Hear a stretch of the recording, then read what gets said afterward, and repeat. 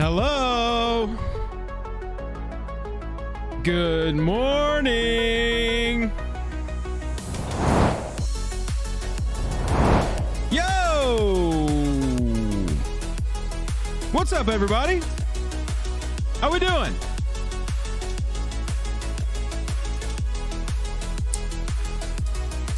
We have got a hype one today. Brothers War announcement stream, the reveal itself. All these brand new cards from Brothers War coming at us real fast. How's everybody doing this morning? Have you had your caffeine? Did you drink some water? Did you hit like on the stream? All the important questions. That is what I need to know. I'll see you later. I need to know if you have hit like yet. If you haven't hit like yet, go down there and do so. We got a huge amount of content to go through today, probably. Good morning. Good morning, sir. How are you, my friend? Good, man. I've been up since, like 4 a.m. my time. So I've got a lot of stuff done already today. I've taken a shower, I've fed the cats, I've had breakfast, did a little day trading earlier, and now I'm ready to look at this Brothers War thing. What kind of day trading did you do? I sold some options into morning volatility, and then I rebought some options on the dip for a small EV company called Mullen. But we won't get into that. We're going to talk about Brothers War. Just a couple of brothers talking about Brothers War. You know how it goes. That's right. We got 2 minutes, it says right here on the YouTube page, until the video unlocks or whatever. Jake, I'm sharing my screen to you real fast. All right, cool. Hit like or else. That's right. Yeah, we're going to have a fun time. We have foil later on tonight. And that's going to be a good time too. We're going to be opening 2 boxes of Japanese War of the Spark. I actually need to prep that stream. I'm going to try to get that stream prepped right now. And the reason is that way when this stream ends, everybody can go over and like that stream and get ready for the stream that comes after this one. That sounds good. We got a lot of content coming at us in 2 minutes. God, they're starting it. I thought it started at 9. They don't even know when it starts. No, they start at 5 minutes earlier this time, apparently. 11:55 is when this one starts. That makes sense. 11:55. A lot of shows start 5 minutes before the hour. It's good. It's a good choice. I guess everyone. You don't watch a lot of baseball. Baseball is always like 5 before or 4 after or 7 after because they have to balance it with advertisers. Oh yeah, the final 5 minutes are a countdown. That's right. Okay. Oh well, there you go. That could all that makes sense. That's right, because they want to like show some images and probably play some music. What do you think the music for Brothers War is going to be like? You think it's going to be like some sort of like? It's going to be like. It's going to be like, let me turn down our music. It's going to be like, I can see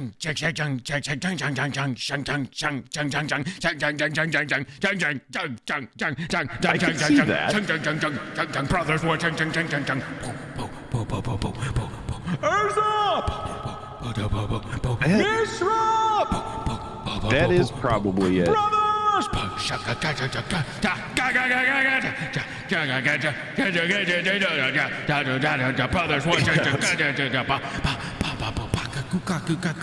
And then it's going to be a lot of tribal drums. Like, this is so good. I love everything that I heard. It was, I mean, and I mean that honestly. Like there were maybe a couple spots that could have been tighter, but for the most part, it was really good. During this part, the characters like. Were you in the Oristaya? I actually started. You were, right? Oristaya. During this part's when the characters are like. No, were you still there when they did the Oristaya? The odds are insurmountable. Look at their army, Mishra. There's no possible way that our construct can get it done. What are we going to do against your brother? Yeah, Joel drinks coffee. I do not. It's a different thing. Brothers, what? It's gonna be something like that. I like the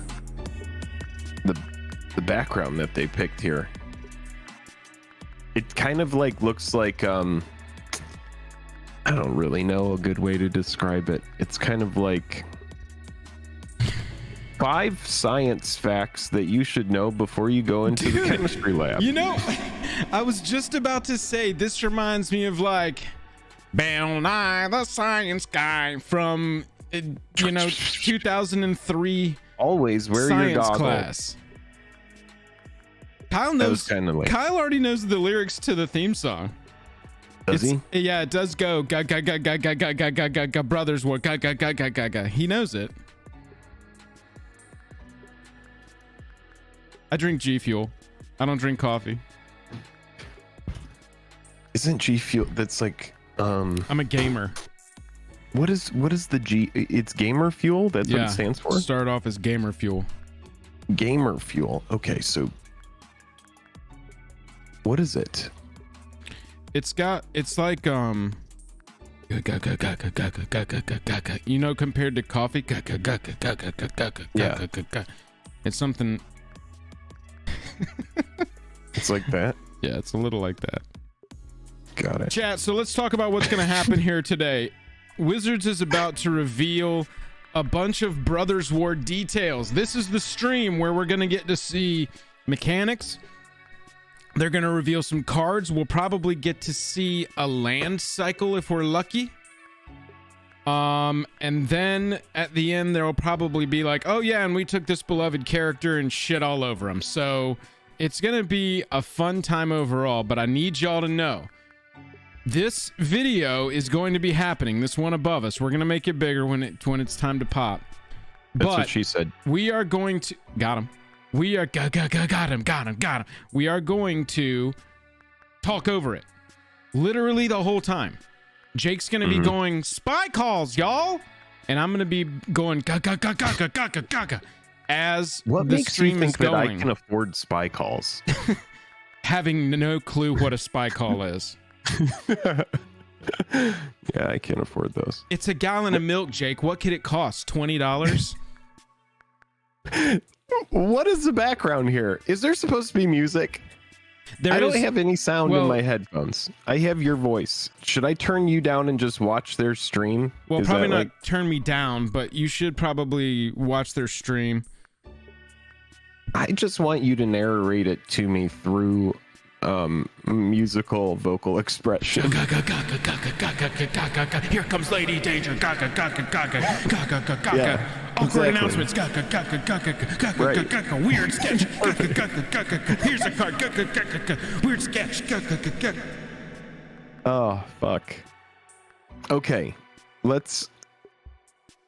I'm gonna pull up the stream. I'm gonna pull it up. Where are they playing it? Where do I have to go to watch it? Are you on Twitch? Is that where they're doing it? I'm on YouTube because our platform is YouTube. I don't go. Are they streaming it on YouTube? Yeah, well, they're playing it. They're playing it on YouTube. But yeah.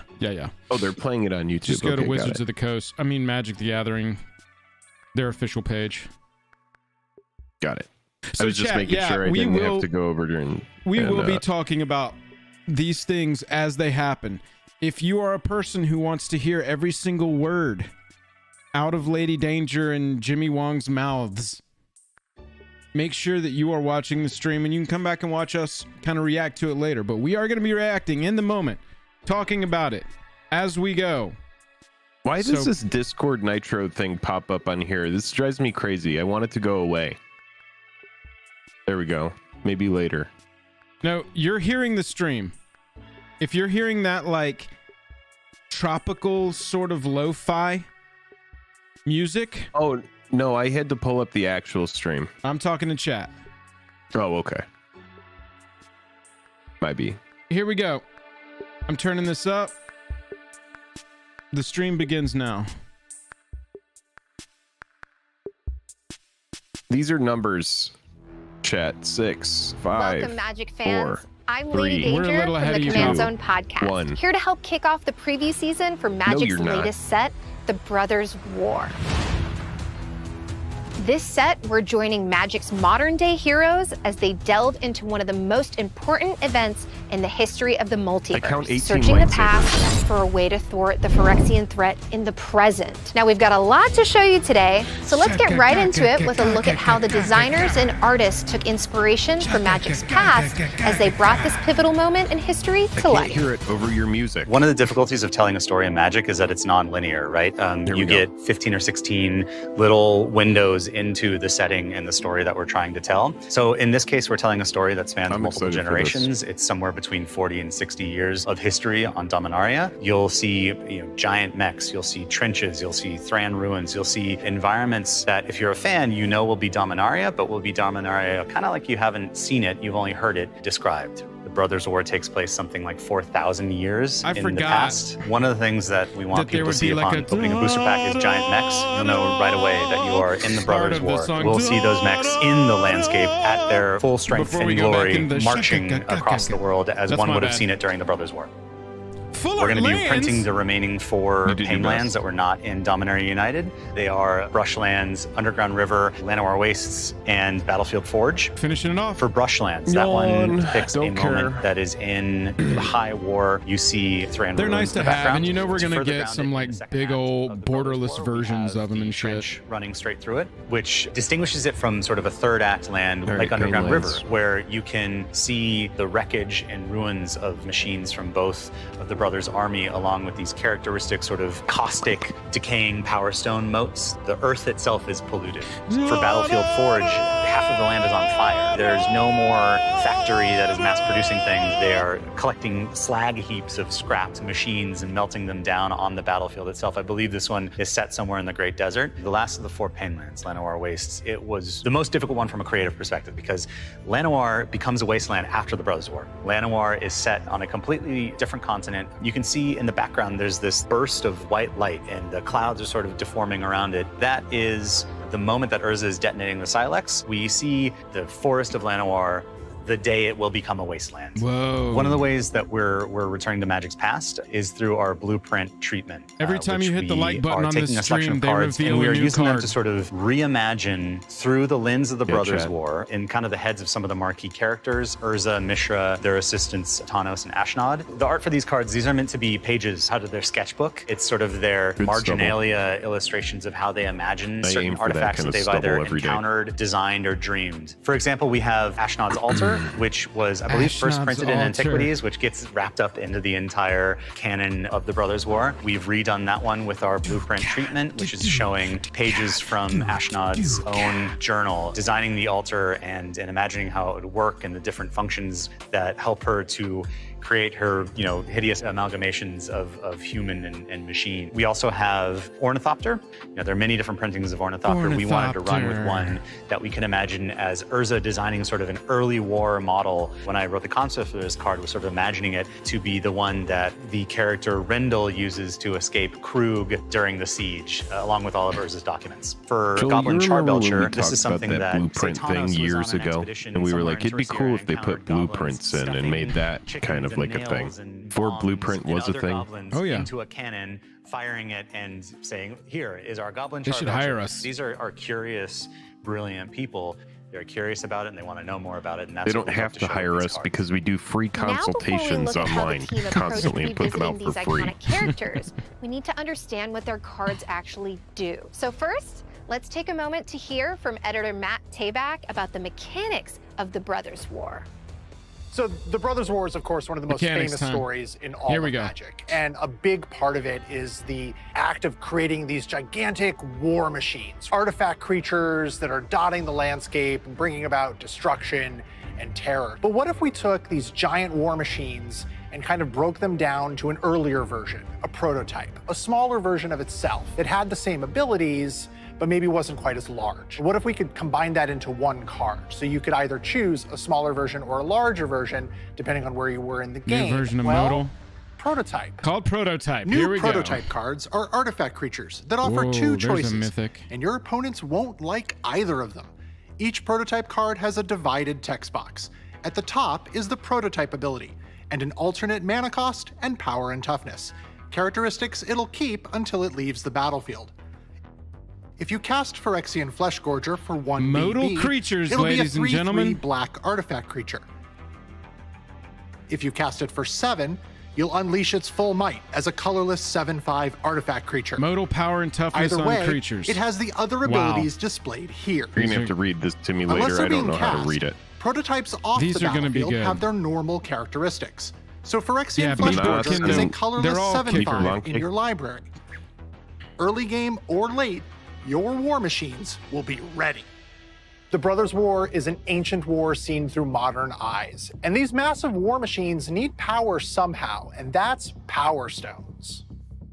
Coveted by both sides, Power Stones accelerate your mana production, leading to explosive late-game plays.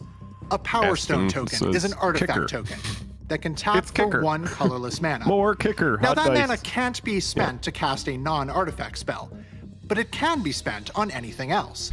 Artifact spells, activated abilities, even ones of non-artifacts. Ooh, here we go, more- costs imposed more by triggered Power Stone abilities, support. cost to attack or block, and so on. No mage ever had problems finding uses for extra mana, and we trust you won't either. And the Brothers' War has 2 high-profile returning mechanics that players have loved before and we're positive they're going to love again. The first is Unearth, where players are going to be digging up old, discarded creatures and artifacts for one last attack on the battlefield. Unearth is back. One last chance to wreak some havoc. It's a fantastic mechanic Unearth for is an activated Commander. ability that can be activated only if the card that has it, such as Ashnod's Harvester, is in the graveyard. Unearth can be activated only as a sorcery, but that's okay, because in a lot of cases, you're unearthing creatures to attack with them. To help, the unearthed permanent gains haste. At the beginning of the next end step, exile it. If it would leave the battlefield before then, exile it instead. It was fun while it lasted, but nothing, life or even unlife, lasts forever. The other returning mechanic is Meld. 3 new Meld pairs featuring Urza, Mishra, and Titania at the height of their powers. For each Meld pair, one of the 2 cards, in this case Titania, That art will looks have an awesome. ability that tells you exactly how to meld them. Meld. One thing to Oh, remember is you can meld Oh, cards God. only if you own them, Hate meld. and only if they're the actual cards to form the combined card on the back. Behold, Titania, Gaia Incarnate. No tokens, no copies, only the actual cards in each meld pair can meld. Titania is a single creature, even though she's represented by 2 cards. If Titania leaves the battlefield, both cards go to wherever Titania was supposed to go. Once that happens, the 2 cards are once again 2 cards. Titania, Voice of Gaia, and Argoth, Sanctum of Nature. Let's go Like crazy with double-faced it. Give us a cards, bunch of common meld and cards uncommon are melding only their cards. front Let's go. faces while not on the battlefield. The Brothers' War is awesome. If you like artifacts, there's so much for you here. Whether you've been a It's so fan much since the days of text, I can't even Antiquities, read or it. whether you just met Urza and Mishra, there's something for your playstyle, and you're going to have a great Being time. illiterate. Now that we know how these cards work, let's check in with designer Gavin Verhey so he can show us some new takes on old favorites who happen to be headlining the Brothers' War Commander decks. So we were going to do 2 Brothers War Commander decks, and if you're going to do 2 decks and you're based around the Brothers War, well, Gavin, there's kind get your of only purple suit one and natural conclusion. It had to be report to the Urza warehouse and where we Mishra, found all those the 2 Legends brothers cards. themselves as We've Commander got a decks. video What to a perfect shoot. fit for this product. There's a lot there. There's a huge story. There's aeons between the 2. This is a kind of eternal feud. We wanted to find a design that really encapsulated the whole story of Urza and the whole story of Mishra. And while they've taken many colors and many kind of dimensions over the course of their character, let's show them at their most powerful with all 3 colors of mana for them. So Urza, white, blue, black. Mishra, blue, black, red. There's a lot of similarities between these 2 cards. You can kind of see how the brothers came from the same root and then diverged, right? They're both artificers. How are we gonna make 2 different commander decks around? And what we decided to do was kind of separate their dimensions. So Urza, the white, blue, black deck, is about going wide with artifacts. You wanna get a lot of artifacts in play, and it's more about artifact creatures. So there's things that benefit you for having a lot of artifacts, artifact creatures are getting cool. bigger, We've and seen so on these, and so though. forth. The Mishra deck wants to go tall with artifacts and use non-creatures to its advantage. So Mishra wants to get like one really big artifact. I also have use a its bias non-creatures. against so even though they're both cards that artifact flip themed over decks, or they like play transform very together. Urza It's is just creating a I new token don't and like it. return a So construct, it's like if you will, anytime something getting like that, bigger and that's and just bigger me. and bigger I'm and not maxing saying this like army. it sucks. Well, I don't and I'm think you're sure some alone of in the that. I cards will be think good. I think the but- majority of people feel that way. Like I love Delver of Secrets, but I just don't want to pull the card out and flip it over. Like it's a great card. I love what it does. It's a good design. I just don't want to do it. Toughness, right? Urza is a 4/5. Mishra is a 5/4. That's no coincidence. It's like a mirror, a reflection, staring right back at each other. So Antiquities came out in 1994, nearly 30 years ago. And this is a chance for us to kind of go back to that setting and look through some of these things through a new lens, update it to the modern day. As a kid, I looked back and saw these cards, and at the time when I started playing Magic in 2000, they were already mystical, and now I could help create those. But what if these commander decks felt like you would just unearth them? And of course, to do that, you need the retro card frame. And I'm a huge fan of the retro card frame. I helped bring it back in Time Spiral Remastered. I'm so excited to have it here. And not only are the face cards in the retro card frame, but every single card in these decks is in the retro card frame. Not just the new cards, but the reprints too. So every single card, like every card in these decks, even a simple reprint land or a cool common, it could be in the retro card frame for the first time. So you've seen these, but don't think you've seen it all. Pay attention to the rest of the set. Moving back to the main set, let's show off some more cards and hear what our friends Ellie, Carmen, and Kenji are hoping to do once they get their hands on them. Fun looks very different for everyone. You know, our goal is to get cards in a place that is more inclusive and more fun for everybody that plays Magic, including the people that may not necessarily be interested in like the high-level tournament play. And for me in particular, it's really awesome to see characters we've never seen on cards, including one of my favorite characters, Ashnod. She was legendary during the war for being the right hand of Mishra. She was his apprentice, but also was an instrumental part of leading him down this path of corruption. It is quite exciting to see this legendary villain put onto a modern card for the first time. Gix was a demon praetor from Phyrexia. While Mishra and Urza were going at it and tearing apart Dominaria, he was instrumental in using that war as a smokescreen for the Phyrexian infiltration. To see him again, you really get the sense of how much evil is coming. So Dominaria, it was a beautiful plane at one point, specifically the forest of Argoth, where Titania, she was the Morrow sorcerer, the elemental protector of that place, and she did her best to negotiate peace between the brothers. Ultimately, she sets up this permanent defense against the both of them. To see Titania again, who ends up having to sacrifice, knowing that this is going to be the end for now, but she believed in nature's ability to recover. We want these characters to always be resonant. We want the design to follow that, and we want it to make sure that it's telling the story of who these people were in that moment. So for example, we see a very young Urza shown in the card, Urza Powerstone Prodigy. And this is him while he's a student under Takasia working to uncover artifacts. The card itself is telling you to do something very similar. If you meet its condition, you get a Power Stone. It's very important that we showed the Power Stones, which are story-wise one of the reasons why this rivalry between the brothers begins. And gameplay-wise, Power Stones are going to play a really important part of the set as a whole. As you move on to other versions of Urza, you see this development. For example, in his second card, we see Urza, Prince of Krug, and this is him beginning to build his army. What's really exciting about his card is that you can make copies of creatures that you control, but they enter in as a 1/1s, but they're really 3/3s because of his static ability. He works really nicely with creatures that have like enter the battlefield abilities. Sure, even if it might be smaller than what it was originally, it'll still give you another way to impact the game. And I think that's a really exciting thing we're getting lots of Urza cards. The connection cards. shows how he was able to use what he learned in his younger years in his older age at sort of the height of his power. Hurkyl was a scholar, Hurkyl? along with her I hardly husband, know her. founded the College of Latinum. And this was a place dedicated to discovering ancient magic that hasn't been seen in a while. The flavor of this card is this scholar, this wizard who is delving into arcane knowledge, and it's learning through experience and development of skills. And eventually that is how future wizards sort of train. They learn Just here magic, for the cards mana, and the they music. get reacquainted with these concepts and start to develop themselves and their skills.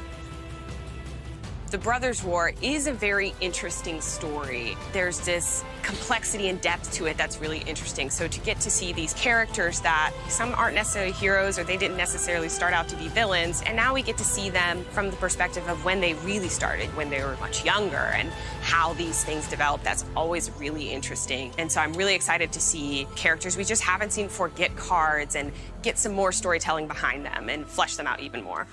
I'm really excited about all of the artifact stuff that's in this set. My first set was Mirrodin block, which was all artifacts. So in a lot of ways, this is super nostalgic. I almost felt like a little kid again, getting to play with all these cool robots. For me, again, I started back when Tempest and Invasion block were really a thing, and that was kind of at the peak of when Urza was doing his thing. The first thing that I'm going to be showing you today is Mishra, Excavation Prodigy. Here's the I uncommon can Mishra. tell that artifacts are going to be a heavy part of the gameplay. So one of the cool things with this version of Mishra is that it's really good at moving your cardboard from one zone to another, which I think does a really good job of implying all the different ways that we're going to have players using their cardboard in the upcoming set. Yeah, so whenever I see a card like this, I think about the artifact synergies, especially with like the graveyard. I know some very powerful strategies in the past have used cards that filter artifacts specifically to the graveyard, and this one does a really See, good this job of music that. is kind of like and what the I was next saying. card that we're I gonna want to have. show you is Teferi, Temporal Pilgrim. Oh boy, Oh, Teferi's mythic back, Teferi. and he draws cards from 0 loyalty. That's a good ability. It's a real cake and ice cream situation, right? You get to draw your card Oh, and no. your Teferi gets better. Oh my the God. token grows too. It's synergy. What is this -12? Wow, that is very strong. Permanent they control like and return it to Cyclonic their Rift, land. but better. Shuffle Right, each it's one where permanent they cast control it and you into just have their this library. moment where you're just like, Oh all my right, God. someone's dead. Let's figure out who. We're getting to the business end of this game. That is exactly what's going to occur with this card. And the next thing I want to show you is Mishra, Tamer of Makfawa. Mishra, Tamer of Makfawa, Makfawa. All right, he I looks a lot hardly more know her. sinister than the first one, and I didn't realize that these are all that going to be in the same set together, so Absolutely we have fuck that multiple card. Mishras on the battlefield at That's the a same combo, time. That card is right? bad and That it's is a wombo already combo if I've ever cancerous. seen I it. hate it. And you know the only thing better than discarding artifacts from your hand to the graveyard? Oh, what's that? Putting them from the graveyard to the battlefield. It looks Okay, broken. that's crazy good. You're talking about One of the things we Teferi, really not want to Mishra, drive right? home with the Brothers' War is the scope of everything. The How many Teferi. players Yeah. are involved, all of these different characters that you might be familiar with, and some that players might not have heard from in a while. So someone that we really want to make sure that we got an amazing card for is Gix, Yawgmoth Praetor. Yeah, don't worry. The fact We're that going has to go back Praetor and in look the at the title cards. tells me For sure. something bad's For going sure. on. Right, Phyrexian Praetor, that is not the protagonist. Nope, not in the slightest. It Love looks that like art, God. Gix had some kind of an epiphany or something and went to some dark side. The 7-mana ability, that kind of just wins the game a lot of the times. If you have any number of cards discarded, of course, because it draws cards itself. Well, it depends on that's your fuel point for of fire. view. So now that we've seen both of these sort of vertical cycles of the evolution of Urza and Mishra, starting from kind of younger scholars, archaeologists, etc., to the sort of demigods of magic that they were. That's just crazy. You get to see their evolution, the storyline progression. I mean, if the cards are already baseline powerful enough and then they just keep getting stronger and stronger and stronger, it's really fulfilling that nostalgic factor. We get to see the actual main story characters, fulfill their arc, whether that be good or bad, in its completion, for lack of a better word, right? I mean, they are going to find their ways across, whether it's on your kitchen top table, or maybe you're going to take it to Friday Night Magic, or some of these, they're going to play at the highest tiers of Magic just For sure. because of the power level. So as a huge limited player, I'm going to be super excited to just open the pack, go immediately to the rare, not even look at the rest of the cards, see that Gix or whatever, and just slam it on the table, force it, call it a day. Like we just saw, the rivalry between these artificer siblings runs all throughout the set. But what if I told you their feud doesn't stop at the cards themselves? Smash As it a into a special million event, pieces. Magic has partnered with Extreme Robots for a battle of the ages. 2 robots, 1 team Urza, and 1 team Mishra. will compete in a series of challenges, culminating in a head-to-head fight with only one left standing. Wait, is she being serious? Let's take a closer look at our contenders.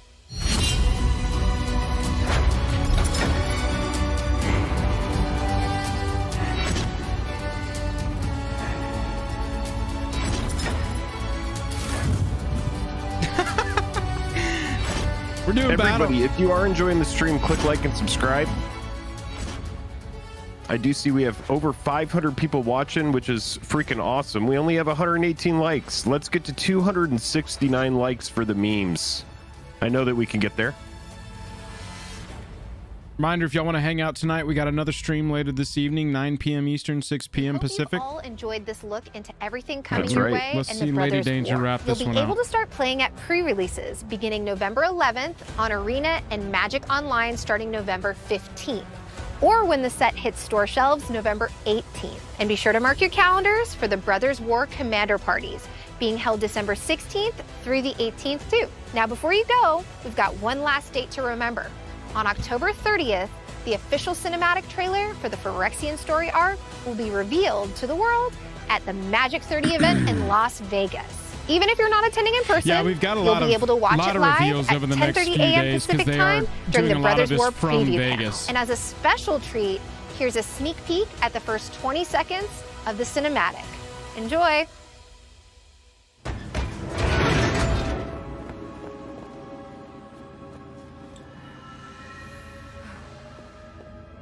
Teferi. Teferi. First 20 seconds of a cinematic. So we didn't get a lot today. We got a couple things. 20 seconds. Oh my god.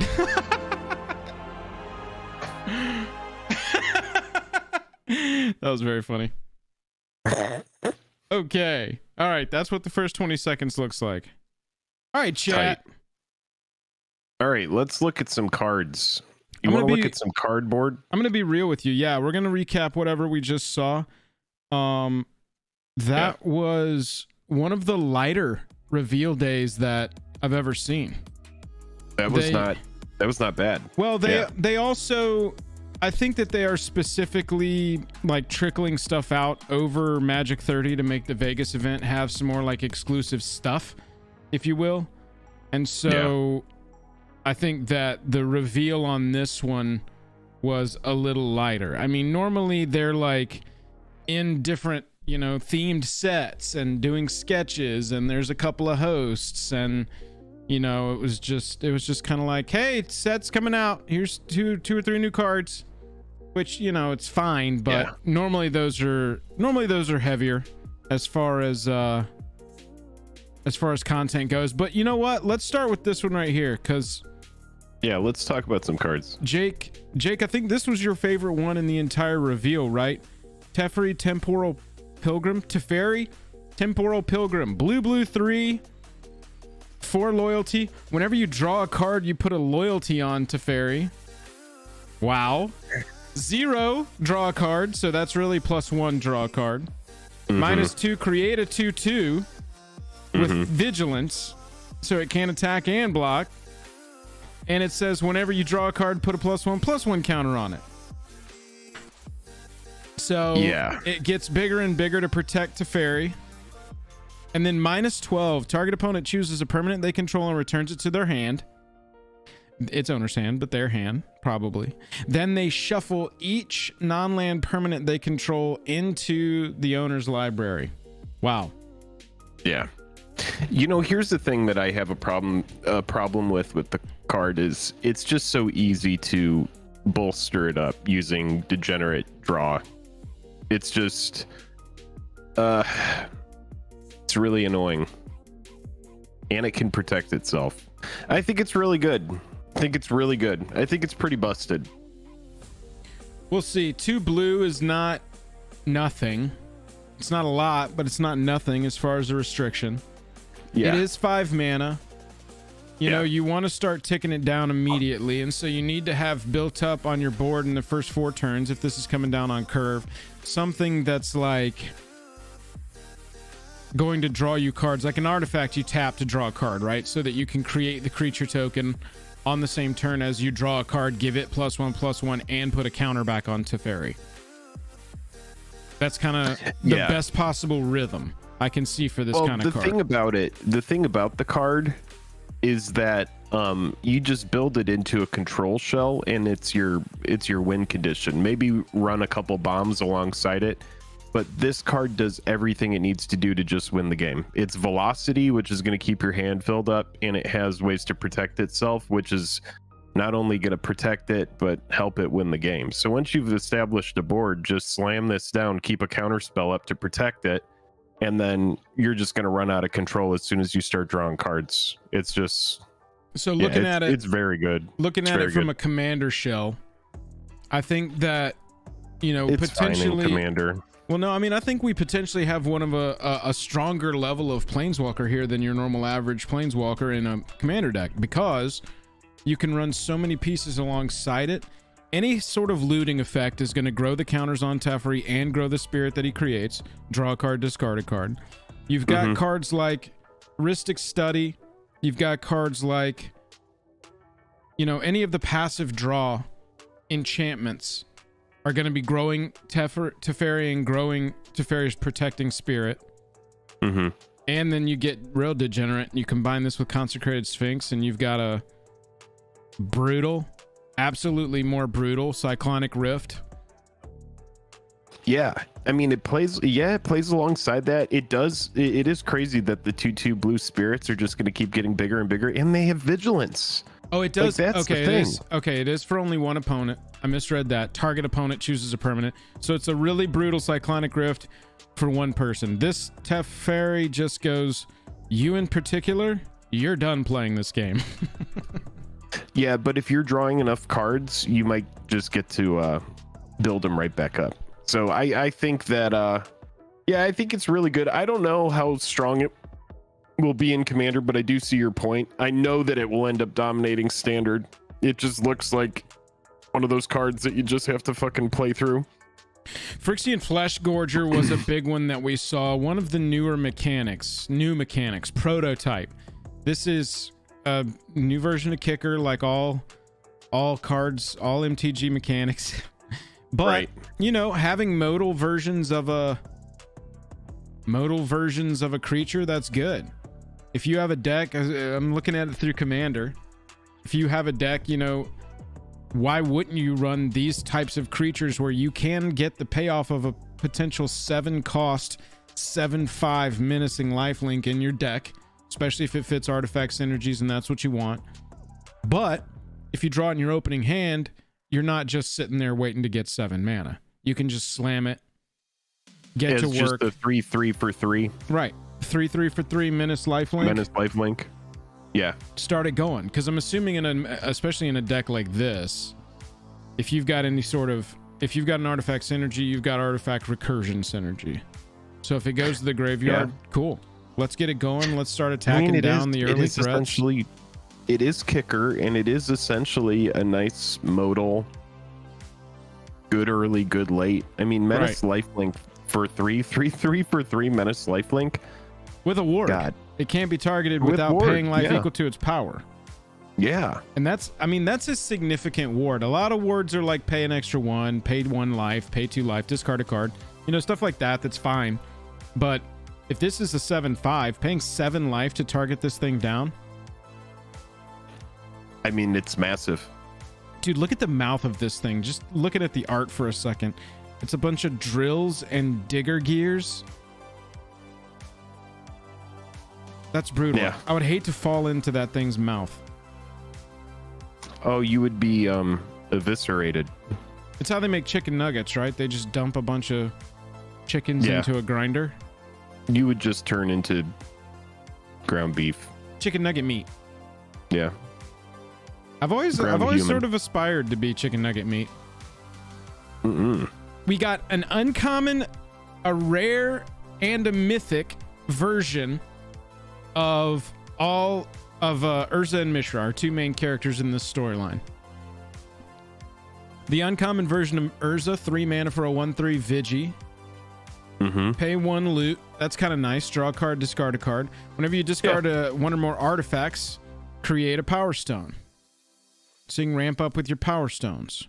Only triggers once each turn. That's fine. That's, hey, keeps it from being absolutely busted. Yeah. We know so that we see Power Stone support, so Right. that's a thing. Yeah, and they said that there will be even more. I imagine over the rest of the day and over the rest of the weekend with the Vegas event happening, we're going to see a lot more cards. But they showed us that Unearth is returning. And as far as mechanics in Commander, Unearth is very powerful. Anything that you can get double use out of, especially once it's gone to the graveyard and you've already used it once, that's really, really strong. I mean, dude, what's crazy about this card is so often we get the 3/1 for 2, the blade. It's Right. just like a terrible vanilla creature. This is just strictly better from like every aspect imaginable. Attack trigger that's worth it, an Unearth ability that's not Unearth backbreaking. yeah, this is all on a 2-mana creature, which comes in as a 3/1. Yeah, it's pretty good. It's very strong. And this Nightmare art, I really feel like I'm going to just love all of the art in this entire set. It's very much like Mirrodin Besieged and New Phyrexia. Right. Is like the vibe. Yeah. Exactly. Just super my vibe. So let's check this out. Gregory Marston with the $5 super chat. I love you guys. Keep up the good work. Appreciate that. We appreciate you, man. Thank you, Gregory. Titania, Voice of Gaia. Whenever one or more land cards are put into your graveyard from anywhere, you gain 2 life. Let me turn off my little in just a second, chat. You're gonna have to read this one to me. This is just giving me anxiety trying to think that I'm gonna have to read any of this. We got people loving us straightly. We got people loving us gaily. Love us however you want. Love is love. We love you guys. Thank you so much for hanging out. Titania, Voice of Gaia. Green 1 for a reaching 3/4. Says whenever one or more land cards are put into your graveyard from anywhere, mill them off top of your library if you want to, you gain 2 life. At the beginning of your upkeep, if there are 4 or more lands in your graveyard and you both own and control Titania, Voice of Gaia, and a land named, it's on the right there, Argoth, Sanctum of Nature, exile them, then meld them into Titania Gaia Incarnate. Let's real quick look at Argoth as a land, not a legendary land. Enters All right, so we battlefield do see a tapped land here. unless we control a legendary green creature. Interesting. Okay. I wonder if this will be a mini cycle. I wonder if we've got some melding stuff going on, or if this is just a one-off that was top-down, flavorful, Titania and Argoth doing a thing. Yeah. Unless you control a legendary green creature, taps to add a green, or you can pay 4, tap it, create a 2/2 bear, and then mill 3 cards. So that's the synergy with Titania. Get the lands into your graveyard with these 2 so that you can I hate that sorcery speed, that 4-cost ability. Let that just be instant speed. Like, they just don't want anybody responding to an attack with a 2/2 bear, mill 3, my turn. They want people to know it's there. I gotta kill it before I can attack. Yeah. And then it melds. It That's a lot melds of into text. Titania Gaia Incarnate. Don't worry, I'm gonna read this one to you, pal. It's a ton of text. I'm gonna tuck you in and get you a glass of milk, and I'm gonna read this one to you. All right. Vigilance, reach, trample, haste. Power and Jeez. toughness equal to the number of lands you control. When it ETBs, return all land cards from your graveyard to the battlefield tapped. Wow. Holy shit, is that it? Pay 4, a green and 3, to put 4+1/+1 counters on target land you control. It becomes a 0/0 elemental creature with haste. That's still a land. Nice. Oh, wow. Nice. Big green chonker here. It is cool to think that in Commander, if you do meld, you'd be getting all your land cards back. So if you play a bunch of fetch lands, then getting all those back is kind of cool.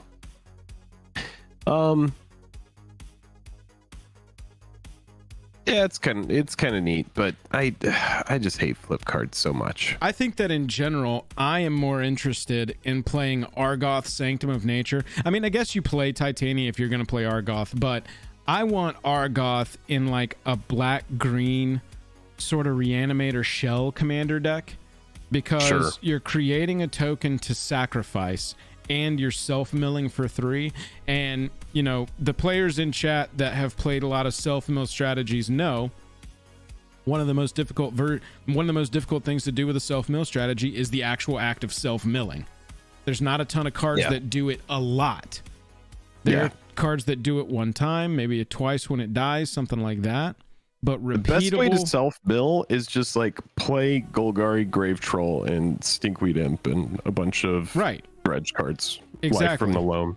And then there are a few enchantments, you know, some that have been printed this year that will, you know, mill 3 at the beginning of every turn, something like that. And that really helps feed the graveyard as well. Yeah. But in any sort of black-green Reanimator Shell, I like Argoth Sanctum of Nature as a land in that deck. Sure. Plus, your commander's going to have green in it. Your commander's legendary, so as long as you control your commander, this comes into play untapped.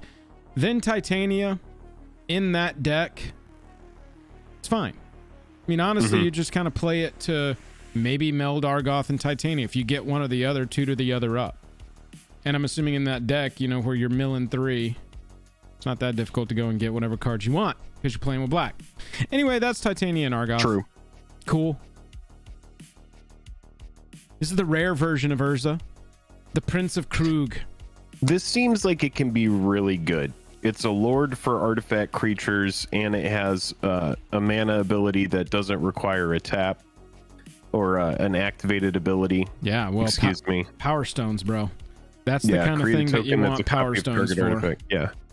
Yeah, it seems good. This seems good. This seems like it will make it into something that's very strong.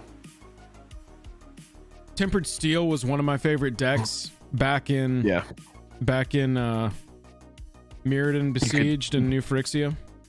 Draft Tempered Steel, and also in the same set draft Master's Call. That way you're able to flash in 1/1s that come in as 3/3s EOT if you drafted Tempered Steel. Yeah, dude. But those were the days. With this, actually, I am kind of excited to build this. Not that the world needs more artifact commander decks, but this creating a token that's a copy of target artifact you control. So that's going to ETB. And it's target artifact you control, not target non-creature artifact you control. So any of your artifact creatures that have cool ETBs, 6 mana, you create a token, it enters the battlefield, you get that ETB again. Yeah. Same with any of your other artifacts that are ETBs. You can start turning, you know, any of the Ichor Wellspring type artifacts that ETB or die and do some stuff now, into are you ready for 1/1s this? that are 3/3s. Liquid metal coating. And then you're big. Oh, dude. then you're doing anything you want. Liquid metal coating. That turns whatever your big creature is with a giant ETB, and exactly. This is one I like that they just kept it to 2 colors so that you can't you got to make some choices about your deck. You can't just be like, oh, we're slamming, you know, black or red or green or whatever else in there. But I think this one has some potential. I like a Tempered Steel effect on a creature. That's fun. Yeah, I do too. Artifact creature, I mean, it's a 2/2 to artifact creatures. So yeah, I think it's good. At 2/3 for 4 mana. 4 mana seems really strong. I just want to see what our best create artifact creature tokens are. Obviously, Urza Saga. There you go. Mere Battlesphere, kind of fun. Feldon can't go in this deck. Oh, any of these. Loyal Apprentice, but that can't go in the deck. Oh, here we go. Thopters. Any of the Thopter like synergy. Saheeli, Thopter Spy Network. Yeah, Psymaster that kind of Thopterist. stuff. Mirrodin Besieged, I believe, makes a token. Oh, yeah. Yeah, this deck has got some fun cards. Yeah. You're just trying to make low to the ground artifacts and get in with 3/3 go wide Right. in the air. And then make copies of those. Mm-hmm. I mean, you can play Thopter Assembly, and then for 6 mana, make another Thopter Assembly. I mean, playing him as your commander is the way to go, because then 100%. You can plan for all of it. That's pretty cool. That's pretty cool card. I like that. Pretty fun. Hurkyl, I hardly know her. Master Wizard, 2 blue, 2/4. At the beginning of your end step, I think you think the card is pronounced Hurker, and it's Hurkyl. Hurkyl, I hardly know her. I think you think it says Hurker. It doesn't. Hurkyl, Master Wizard. It says, at the beginning of your end step, if you've cast a non-creature spell this turn, okay, reveal the top 5 cards of your library. Damn. For each card type among non-creature spells you've cast this turn, you may put a card of that type from among the revealed cards into your hand.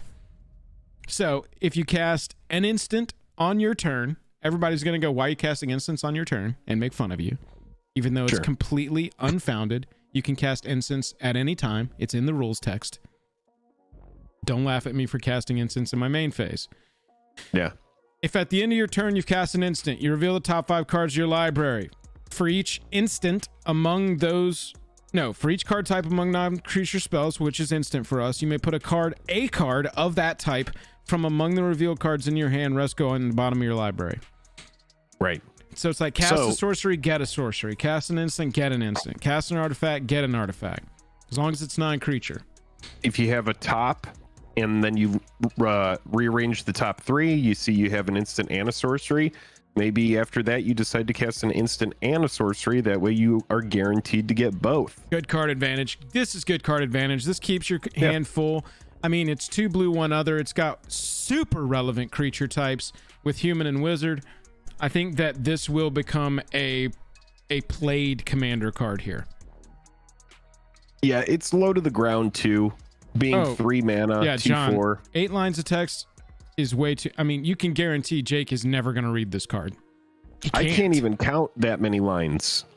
We're working on counting I was gonna to guess 8. 6 lines. That's how far we've gotten. We've been working on counting. We're up to 1, 2, 3, 4, 5, 6. But after that, his eyes gloss over. My eyes are glossy. These weak arms are heavy. Vomit is all over my sweater. We got Mishra. mom's spaghetti. We're also teaching Jake how to rap. It's like an AI. We've been just having him trying to listen learn. to thousands of hours of rap. Yeah.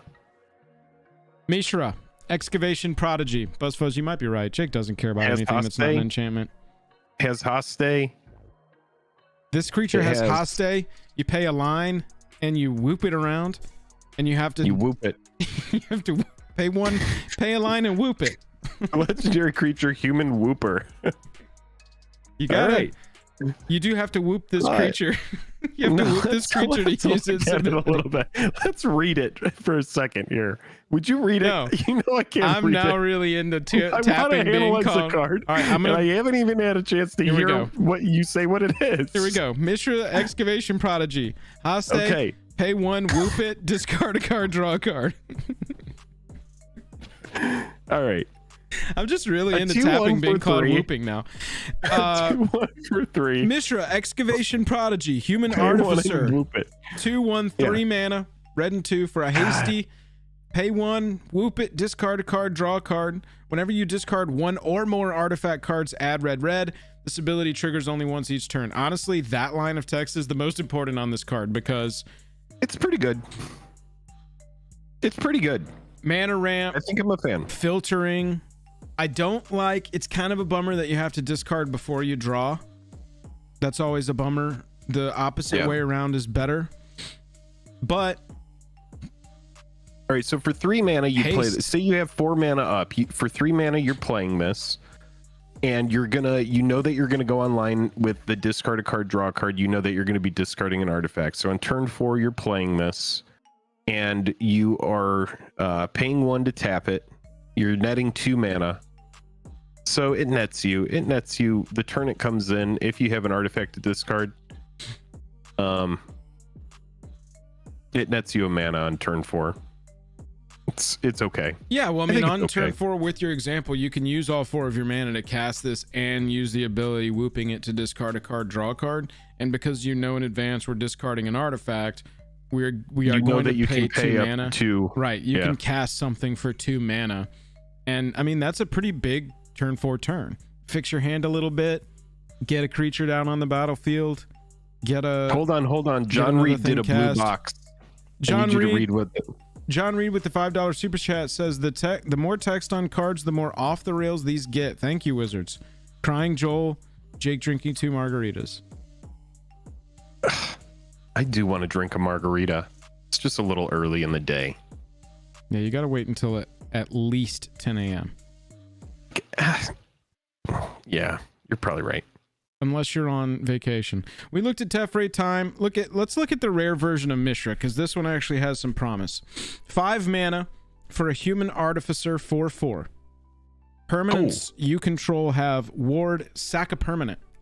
Not bad. Oh, fuck me. That's good. I like that. In the Age of Treasure, it's not as great as it would have been 3 years ago, but yeah, it's still good. Each artifact card in your graveyard has unearth 1 black red. I mean, that text.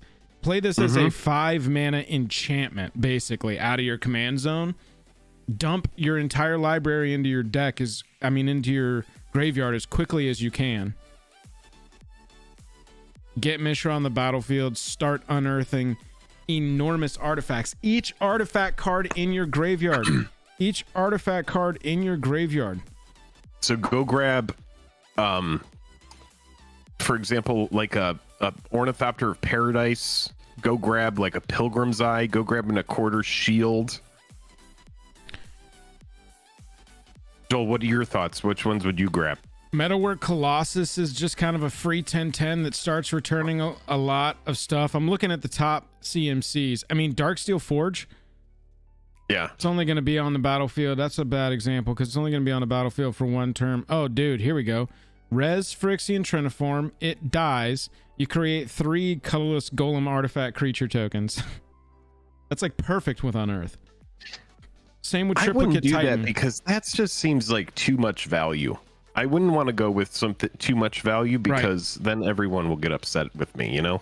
Flying Vigilance, trampling 9/9. When it dies, create a 3/3 flyer, a 3/3 Vigi, and a 3/3 trampler.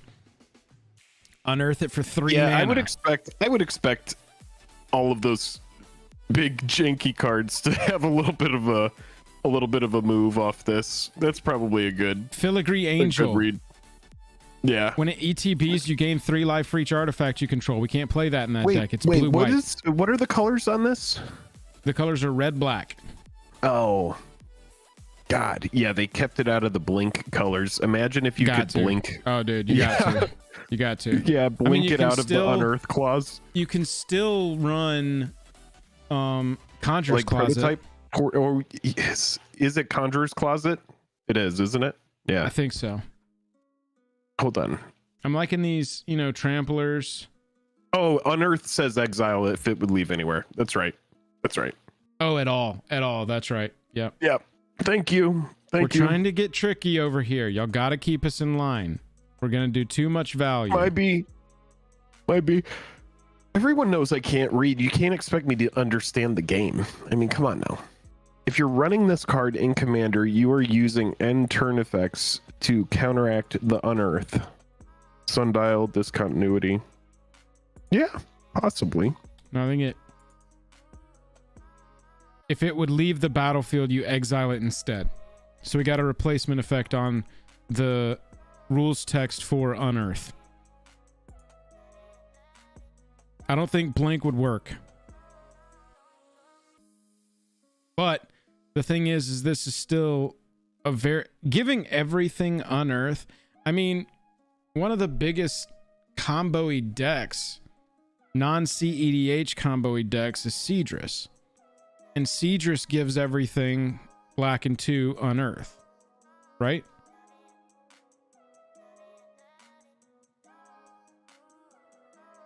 Yeah. So it's like a cheaper Seadris that has a little bit more mana restrictive of an Unearth ability. Let's see. Oh, end the turn. End the turn effects. Yeah. Do you get an end step? If you end the turn, do you get an end step? I don't think so, right? It just ends the turn, literally moves on from the turn. Christopher Grizzler with the $5 super chat says, Muldrotha the Gravetide as the commander for Titania in that land. Yeah, probably so. That way you can make sure that you're getting the meld going.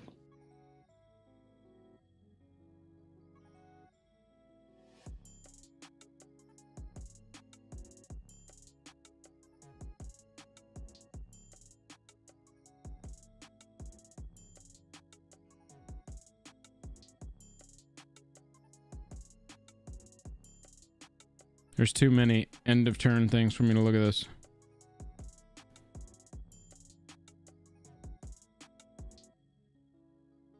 Conjurer's Closet. Hang on, we got to finish this out. Closet and Unearth.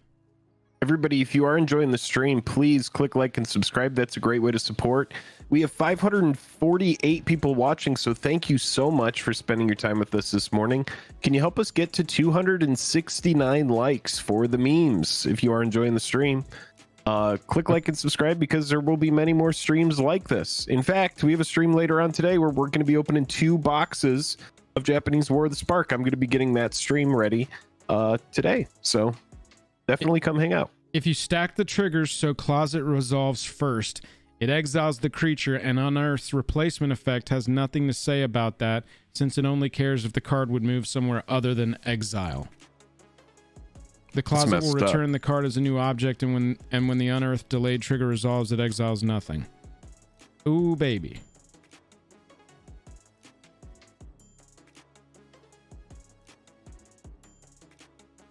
So that's possible. I'll be right back. I'm going to create P. Excellent wording on that. So yeah, we got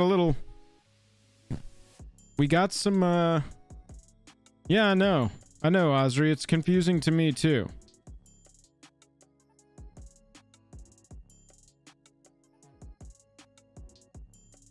At the beginning of the end step, a creature returned to the battlefield with Unearth is exiled. This is a delayed triggered ability, and it can be countered by effects such as Stifle or Void Slime that counter triggered abilities. Interesting.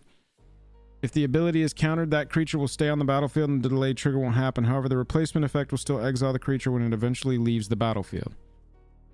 Triggered abilities use the stack, and you can use that ability to go on the stack and then use an ability like Sundial of the Infinite to end the turn and clear the stack. So I think Mishra has some play. Just like Cedrus has some play. It just gets onto the battlefield easier, but is a little bit more difficult to activate the Unearth. You know, this definitely has possibility. Let's end the poll. Urza or Mishra, pick a side. We as a group absolutely win Urza. 60%. With 745 votes. Oh my god, when did you do this? At the beginning of the stream. Oh my god. Mythic Gix, Yawgmoth Praetor. I think we broke down Mishra pretty well. Black 1 for a 3/3. Comes onto the battlefield quick. Whenever a creature deals combat damage to one of your opponents, its controller may pay a life if they do draw a card. Holy shit. That seems pretty good. All right, so I did a little bit of digging over here, and I have to say, I am happy with the names that they picked for the brothers, because they picked Urza and Mishra, and if you had swapped the names around, they would have been Mishza and Ura, which both kind of suck. So the names check out and are both good. That's a good point. Yeah, I just wanted to bring that up for anybody who was... I know that there were a couple people asking about it earlier in chat, and I wanted to just wanted to get that out of the way there. Oh, Nickel, what's up? Are the Transformers reskins of normal cards? No, they are their own cards, from what I've seen. So let's talk about Gix. Do you want to go ahead and do a work on his name? You want to go ahead and do a rundown on his name? This one's pretty straightforward. They only had 3 letters to work with. But if they reversed it, the X has to be a Z, and then you've got Zig. Oh, it could have been Yix, Gogmoth, Praetor. Actually, that's a really good point. That's a really good point. Yeah. Actually, we'll that's have to a really make a good video point. about it. Oh, wow. That's actually a really good point. Yix, Gogmoth, Praetor. Black 1 for a 3/3. Okay. Phyrexian Fleshgorger. Uh-huh. Whenever a creature deals combat damage to one of your opponents, its controller may pay 1 life if they do draw a card. Now read this as a politics card in EDH, because this says for your opponents too, y'all. Whenever a creature deals combat damage to one of your opponents, period, a creature, its controller may pay a life if they do draw a card. Yagmouth Praetor. Dude, people are gonna pair this thing up with Shieldred, and this is gonna be the turn 3, and then Shieldred is gonna be the turn 4 in standard, and it's gonna be cancerous. I can already tell. Oh, Nickel, what are you competing in tomorrow? Yeah. And then this ability, like as if 3 mana for a 3/3 that lets you pay a life, draw a card if your creatures deal damage to your opponents. 7 mana, black, and 4. Discard X cards, exile the top X cards of target opponent's library. You can play lands, which is very rare for an effect like this, so that's excellent. You can play lands and cast spells from among cards exiled this way without paying their mana costs. Holy shit. Bro, in EDH, I would just pitch my hand. And then I'm going to run Necropotence and refill my hand at the end of the turn. Dude, this card is so good. 7 mana, pitch my whole hand, exile the top 7, let's just say, cards of Jake's library, play lands and cast spells from among them without, so I get the best land of those 7 onto my battlefield, and I can cast any spells among those 7 without paying their mana costs. That would tilt somebody out of the game. It's pretty good. Yeah. Oh, and the Krakening game says the same thing. It says that 3 mana Gix is insane. $5. Oh, Nickel says they're playing the modern event. Oh, dude. What deck are you playing in modern? Did you practice on MTGO? I know we talked about that. Dude, the prizes for the modern M30 tournament are insane. I'm pretty sure the winners of that play down to the beta draft. I'm pretty sure that that's what that ends with.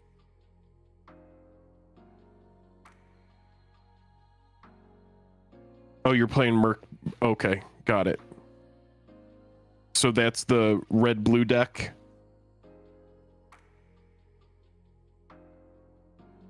It's like Ragavan, Murktide, Dragon Rage Channeler, and then a bunch of good. It's a good deck. It's like, This is the deck with all the good cards. Pilot me and win. Enjoy. Yeah. I wonder if it's still running Dragon's Rage Channeler. I imagine it is. That card it's still good, but I know that it kind of fell out of the deck a little bit. Everybody, thank you so much for the super chats today. That goes a long way. Yeah, I mean, DRC is still a great card. Yeah. It's so funny how Snapcaster Mage is like not good enough to play these days. It's freaking crazy whenever I think about that.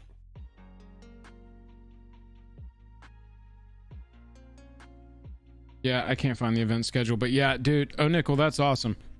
Good luck. You got to let us know how you do.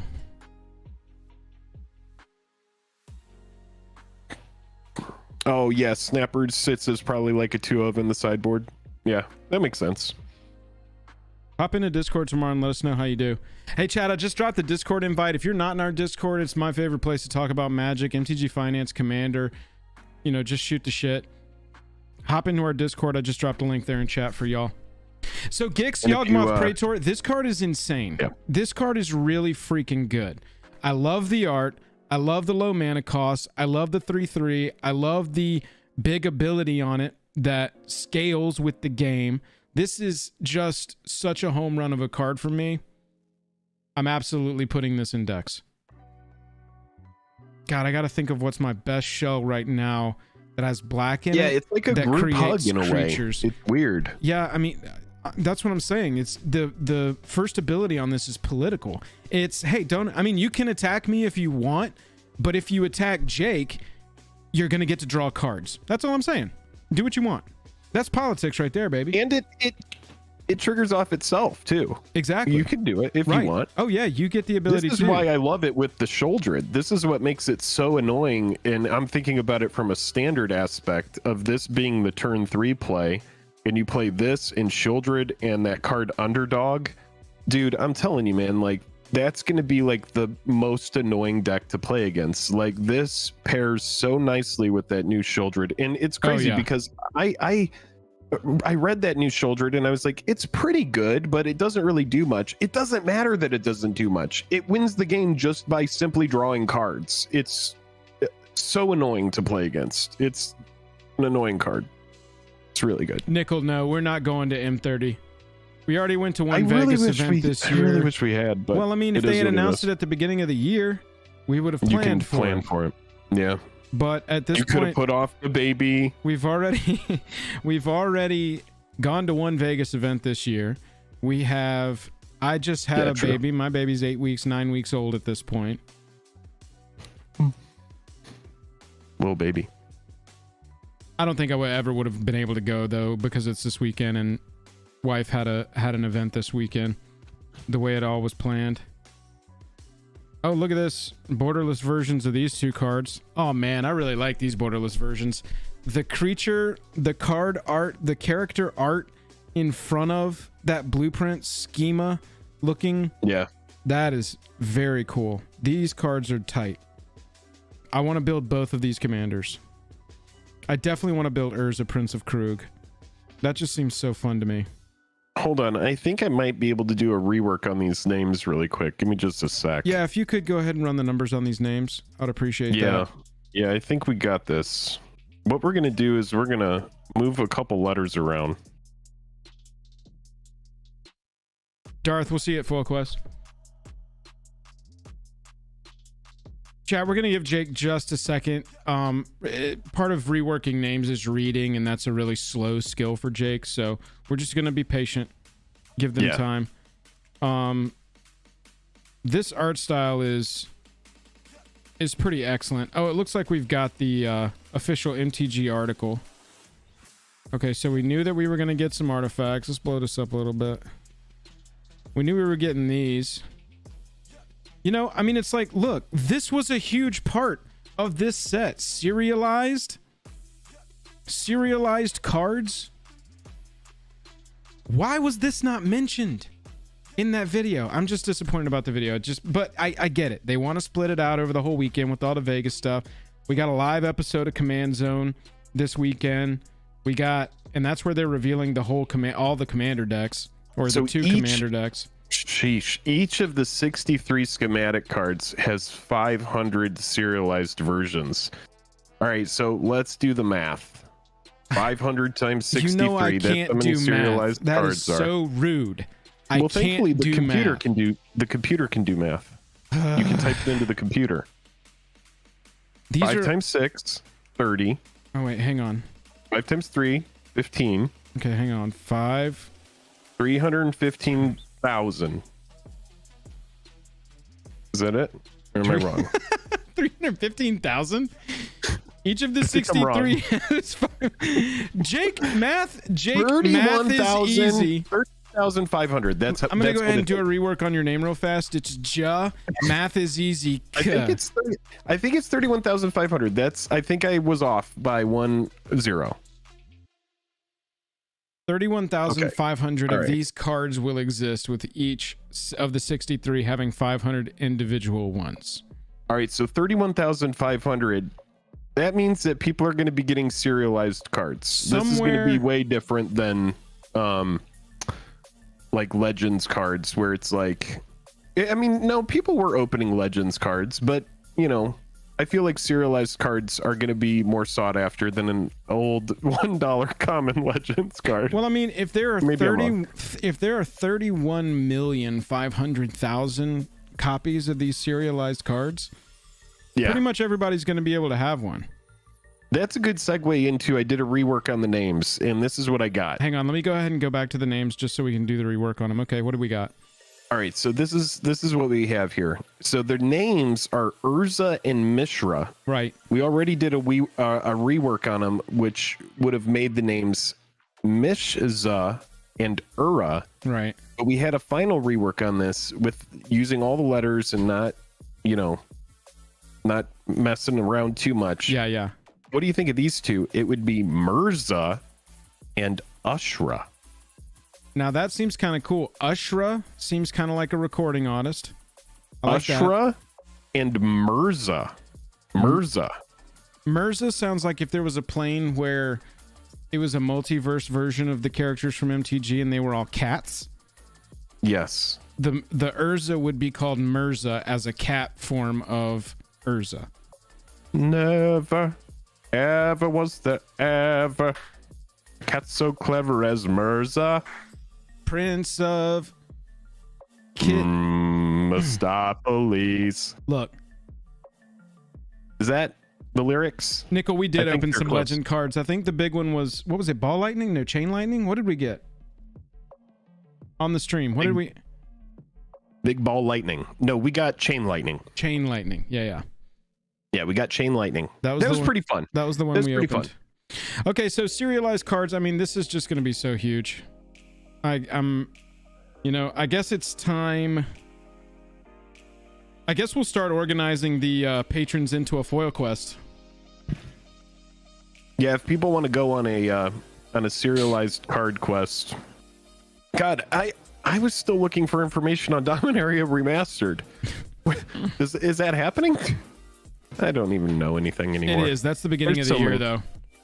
Oh, the beginning of 2023. Okay. Correct. So we don't have to think about it for like a month. Okay. Jake, I don't want to freak you out, but there is an entire batch of Commander Transformers that we have not even read yet. And look at all the words on these things. These are going to be I think we should impossible to call them read. comformers. Can you go ahead and do a rework Comformer. on those names for me? I'm pretty much tapped out on name reworks today, but God. I'm Okay, going to try that's to fine. squeeze it in tomorrow. I was going to hope to try to get a final pass done on the Urza Mishra name variants. Yeah, that's been bothering me. I think it does need another take. Yeah. Tuis says they're all meh. Tuis doesn't like any of the name reworks. That's okay. Optimus Prime can transform into Optimus Prime, Autobot Leader. I don't know. We've got to break these down. This is going to be a whole thing. Yeah, it's a lot. It's a lot. We're going to do a video about the Transformers before too long. Let me check real fast. Jake's got about 20 more minutes before he's out of here. Look at these versions. Transformers Shattered Glass cards, only found in Brothers War collector boosters. Roughly 12% of collector boosters contains a Transformers Shattered Glass card. You said roughly 12%? Yes, roughly 12% of collector boosters contain Shattered Glass Transformer cards. Okay, so those will be pretty readily available. 10%, like that's a pretty good percentage. That's a pretty good percentage. We'll probably see like a minimum one per box, and then there will probably be I mean, we just did a breakdown last night of Double Masters 2022 and how much FOMO was there for textured foils, and everybody freaked out and they thought these cards are going to $1,000. These textured foils, buy the dip. And what happened to them? So yeah, there's some overlap as far as fandom there, where Magic players are going to want those, and so are Transformers fans. But don't FOMO out on those. 10%, unless there's a neon ink red variant of one, which will 1,000,000% go to the moon. Like if you could get a translucent Optimus that comes in a different color, then yeah, that one would be very expensive. But otherwise, I would just definitely, if the premium set Double Masters ended up bottoming out, it doesn't matter how cool this set is. I just don't think it's gonna. I don't think it's gonna be like the kind of thing you need to FOMO out on. I like Just these my mech thoughts. basics. It looks like Pacific Very cool. Rim, Kaiju. Obviously, nobody gets excited about borderless lands anymore. I mean, extended full art lands anymore. But They are pretty sweet. They are these pretty sweet. You know, for the right theme of deck, you'll want these in foil. Yeah. Little mech deck. Yeah. Little It kind of looks like War of the Worlds a little bit, like those Pacific. big. Yeah, I'm thinking Pacific Rim, Kaiju. You know, Mishra's got the Kaiju and Urza's got the. That thing right there, that swamp, Yeah. reminds me of War of the Worlds. Oh, It's yeah. very like giant. Long leg kinda- walkers. Yeah. We saw these borderless cards. Instead, there are borderless versions of both Mishra, Urza. Every planeswalker in a set has a borderless version, but Urza's planeswalker, the melded form, does not. Instead, there are borderless versions. 6 borderless rares and 2 borderless mythics in Brothers War. And then we've got the extended arts. There's our set boosters.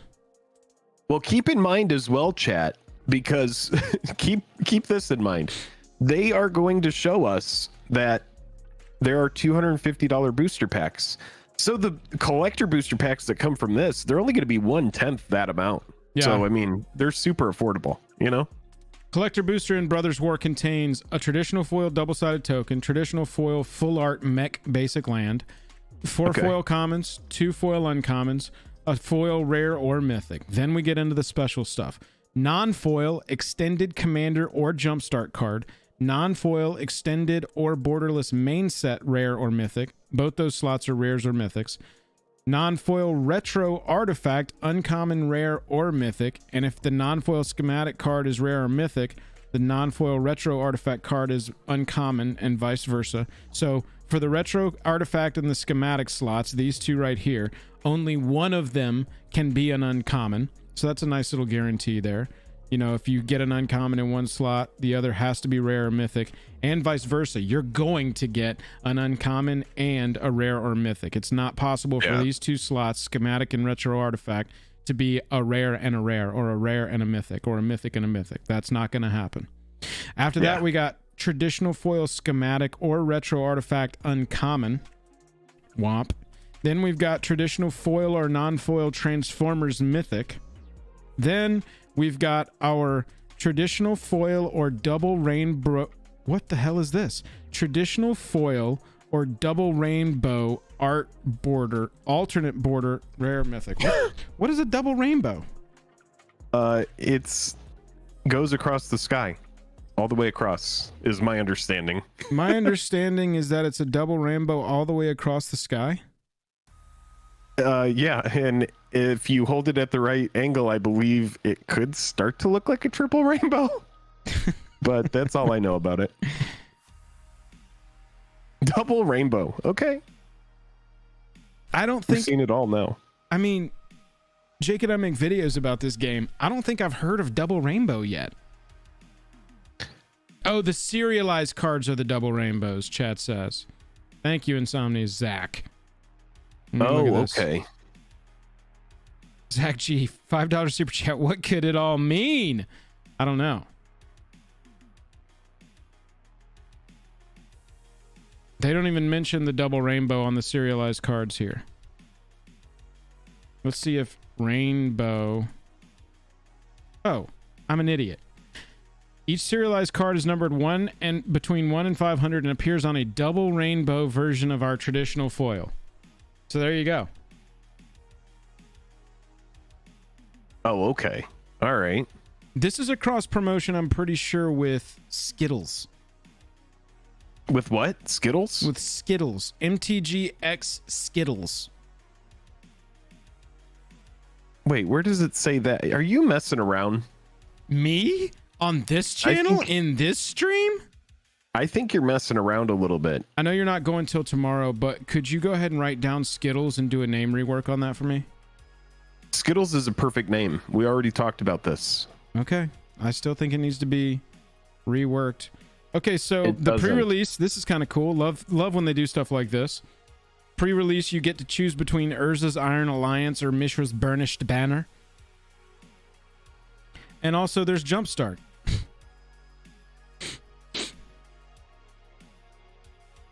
White. Here's the jumpstart themes: infantry, power stones, unearth, welded, and titanic. Wait, where do we see this? Right here on this webpage at the URL magic.wizards.com.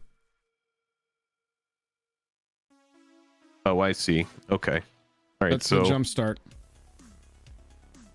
So that's that article. And this all came out today. Yep. Let me double check Hipsters of the Coast. Shout out Hipsters of the Coast. I'm always following their Twitter feed after big announcement days. Yep. And nothing else has been dropped, meaning they are saving the rest of these announcements for MTG 30. So make sure you are a member of our Discord for sure, because we are going to be talking about this in our spoiler channels probably all through the weekend. And I think that's going to do us for today. Yeah, right now I am actually getting the stream prepped. If you want to hang out for just a second, I'll get this prepped, and then why don't you go on over to that stream, hit it with a like if you want to. Actually, the stream will be prepped in the next 15 minutes. So if you want to come back at like 10:30, drop a like on that, set a notification, come back for the stream tonight. We're going to be continuing on through a case of Japanese War of the Spark. For those of you who might not know, in that Japanese product, that's the only spot to get the alternate art planeswalkers that came out in that set. And the multiplier, if you get the foil Liliana, is just insane. Foil Narset, insane. A lot of the foil alternates just are insane value. So if you want to come be part of that, we haven't hit the foil mythic yet in the case that we're currently going through. So shout out to Sean, and thank you, Sean, for sponsoring. And yeah, get hyped for that. It's going to be episode 52 of Foil Quest. So we've done a ton of Japanese War of the Spark openings. So if you want to be part of that, come hang out tonight. That's going to be 6 o'clock Pacific Standard Time. David says, before we go, I want to address this. Regarding serialized cards, David says, if you don't get 69 out of 500, it won't be worth anything. I disagree. We have 500 numbers. So 1 out of 500 and 500 out of 500 automatically going to be valuable. You've got 69. You've got 169. You've got 269, 369, and 469. And you've got 420. So I think there's 420 is good. It's still a short list, but I think that we have a bigger list than just 69 out of 500. So you were saying 1, 500, and then all the 69s. All the 69s, and then 420. I think 111, 222, 333, 444, and 55. Exactly. Or yeah, 555 isn't one. So, but yeah. 1, 2, 3, and 444 all absolutely hits. Clay with the $5 super chat thanking us. Thank you very much, Clay. We appreciate your support, pal. We appreciate you, man. Long time, ongoing. Other than that, I know some of you may see folks with like member badges and stuff like that. Those are people that have seen lots of streams. Clearly we stream a lot here at Jake and Joel, so if you want to get a member badge, make your name stand out a little bit more. It's not going to guarantee that we don't miss it, but you're right. It is 3 digits there. Maxime Perrier 007 will be a good one. Oh, that's true. Any of the sequential numbers, so 1, 2, 3, 2, 3, 4, 3, 4, 5, 4, 5, 6. Those will be good picks as well. Yeah, David. Yeah, there you go. Yeah, you got it. Anyway, that's going to do us for today. Thank y'all for hanging out. See y'all later tonight for Foil Quest. And then we'll see you next Wednesday for Jajam Live, if we don't stream some gameplay or something between then. God bless. All right. Bye, everybody. Take care, everybody. Thank you so much for hanging out. See you later. There we go.